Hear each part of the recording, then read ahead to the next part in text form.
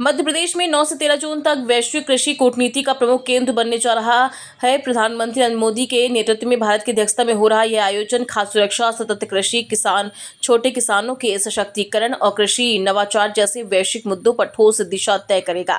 भोपाल में आयोजित press conference में केंद्रीय कृषि एवं किसान कल्याण एवं ग्रामीण विकास मंत्री शिवराज सिंह चौहान ने बताया कि ब्रिक्स देश विश्व के विकासशील देशों की एक प्रभावशाली आवाज है।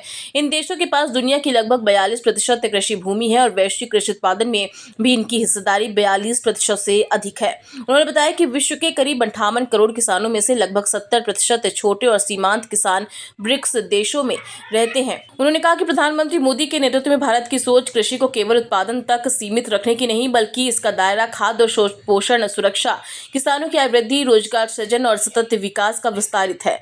भारत की अध्यक्षता के दौरान 2016 में स्थापित ब्रिक्स एग्रीकल्चरल रिसर्च प्लेटफॉर्म का उल्लेख करते हुए उन्होंने कहा कि यह मंच आज अनुसंधान, नवाचार और तकनीकी साझेदारी को मजबूत करने में अहम भूमिका निभा रहा है। भारत की अध्यक्षता में अब तक कृषि कार्य समूह की 8 बैठकों का आयोजन किया जा चुका है, जिनमें खाद्य सुरक्षा, मत्स्य पालन, पशुपालन, कृषि व्यापार और तकनीकी सहयोग जैसे विषयों पर व्यापक विचार विमर्श हुआ है। शिवराज सिंह चौहान ने बताया कि बैठक का मुख्य फोकस लघु और सीमांत किसानों पर रहेगा।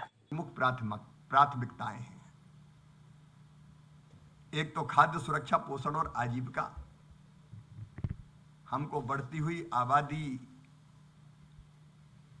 और बढ़ती हुई जरूरतों के मुताबिक खाद्य सुरक्षा सुनिश्चित करनी है। भरपूर खाद्यान्न मिले, खाद्यान्न पोषण युक्त मिले, पौष्टिक आहार भी मिले, सुरक्षित और पौष्टिक भोजन, और किसान की आय भी बढ़े और जीवन स्तर में भी सुधार हो। दूसरा, कृषि व्यापार और सहयोग।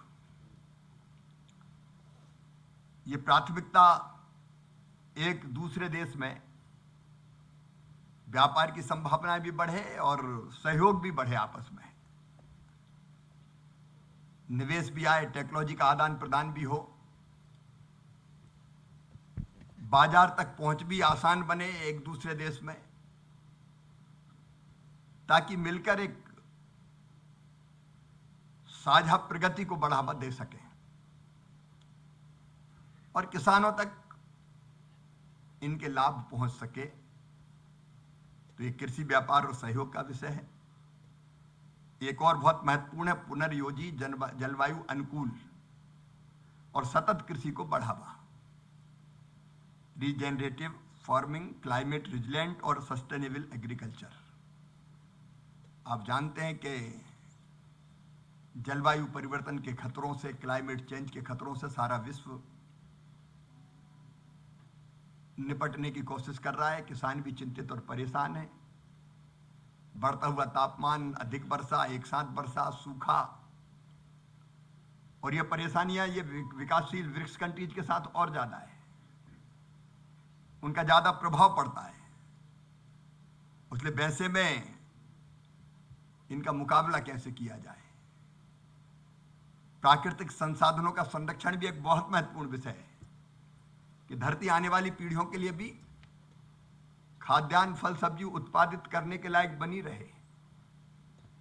तो वो भी उत्पादन बढ़ाने के साथ साथ एक बहुत महत्वपूर्ण विषय है। मिट्टी का स्वास्थ्य, धरती का स्वास्थ्य भी ठीक बना रहे।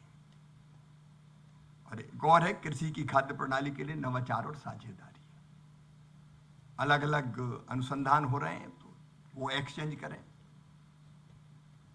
इनोवेशन से एक दूसरे के परिचित हों और लाभ उठाएं,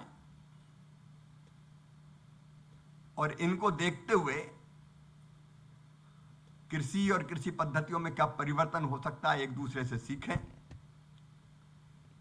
और इनोवेशंस का और रिसर्च का लाभ छोटे किसानों तक भी पहुंचे।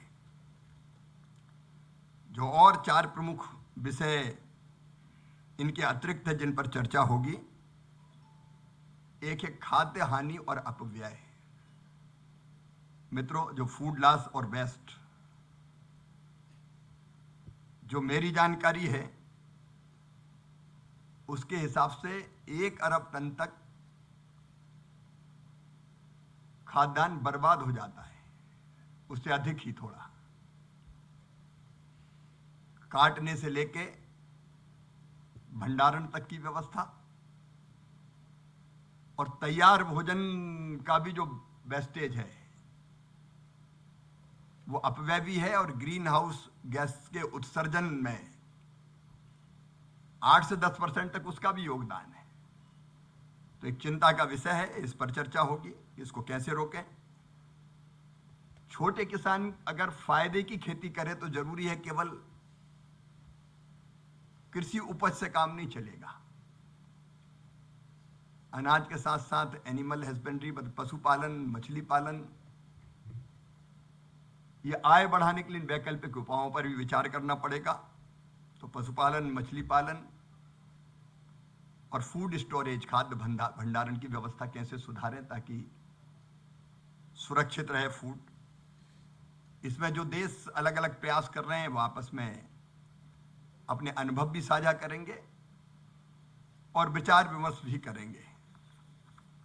मित्रों, मैंने पहले ही बताया कि इस बैठक में महिलाओं और युवाओं पर विशेष फोकस रखेंगे और 12 जून को लघु किसान महिलाओं और युवाओं के माध्यम से भविष्य की खाद्य सुरक्षा, इस विषय पर भी कृषि मंत्रियों के बीच गंभीर और उपयोगी चर्चा होगी। 9 से 11 जून तक, मतलब कल से ये शुरू हो रहा है, एग्रीकल्चर वर्किंग ग्रुप्स की बैठक इंदौर में। ये अधिकारी स्तर की बैठकें होगी। ये बैठकें निरंतर चल रही है, लेकिन 9 से 11 तक इंदौर में, और फिर 12 और 13 जून को कृषि मंत्रियों की बैठक इंदौर में संपन्न होंगी, जिसमें कृषि मंत्री आकर भविष्य के सहयोग के लिए एक साझा दृष्टिकोण विकसित करने की कोशिश करेंगे।